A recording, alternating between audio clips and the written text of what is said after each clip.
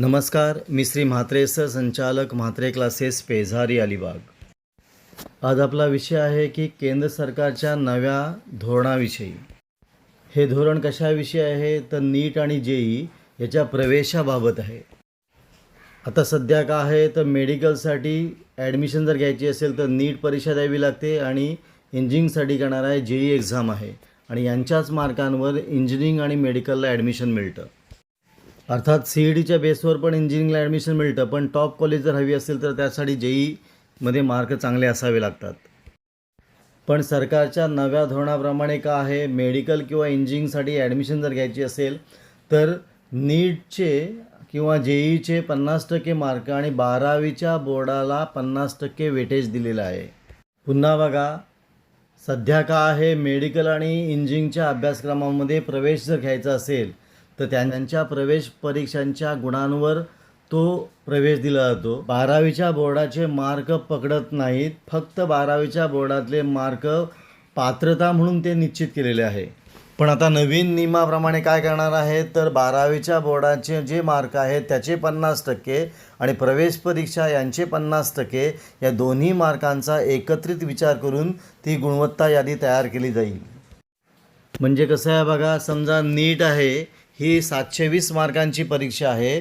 मग या 720 मार्कांमध्ये जेवढे मार्क पडतील त्याचे 50% गुण आणि 12वीला बोर्डाला जे मार्क पडतील त्याचे 50% गुण असे दोघांचे गुण मिळून अंतिम गुणवत्ता यादी तयार केली जाईल आणि त्याच्याच बेसवर इंजिनिअरिंग आणि करणाऱ्या मेडिकलला ॲडमिशन मिळणार आहे. मग या बदलाचा उद्देश काय आहे तर आतापर्यंत मेडिकलसाठी नीट याच्या बेसवर ती ॲडमिशन मिळत होती. म्हणजे नीट या एकाच परीक्षेवर ही ॲडमिशन मिळत होती. बघा, वर्षभर 12वीचा मुलगा कसला अभ्यास करतो तर 12वीच्या बोर्डाचा, स्टेट बोर्डाचा अभ्यास करतो किंवा CBSE बोर्डाचा अभ्यास करतो. पण एवढा त्या बोर्डाचा अभ्यास करून परीक्षेची म्हणजे मेडिकलसाठी जी ॲडमिशन आहे ती नीटच्या बेसवर आहे.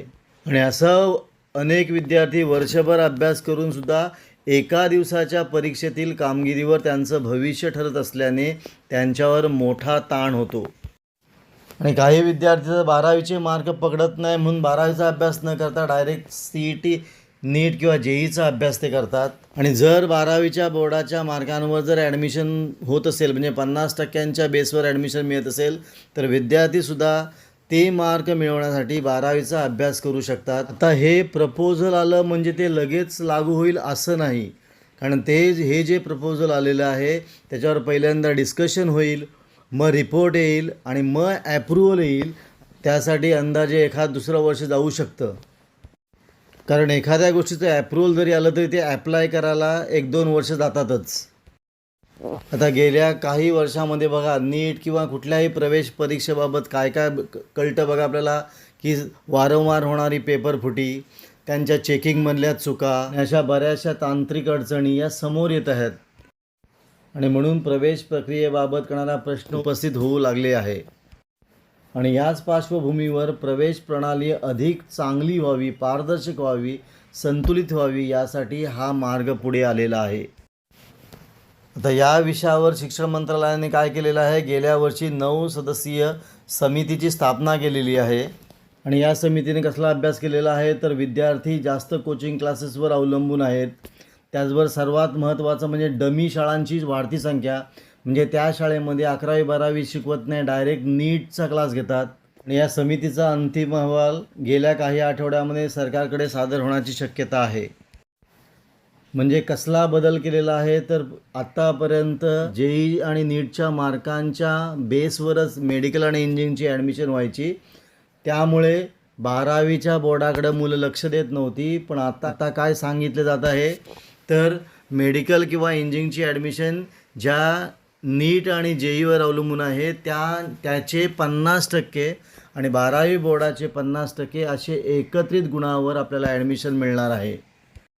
पण ही गोष्ट अप्लाय करायला काही वेळ लागणार आहे, काही कालावधी लागणार आहे. असा आहे इंजिनिअरिंग आणि मेडिकलच्या प्रवेशासाठी केलेला बदल. आपण इथं थांबूया. तुम्हाला हा व्हिडिओ कसा वाटला, चांगला वाटला असेल, आवडला असेल तर शेअर करा, सबस्क्राईब करा.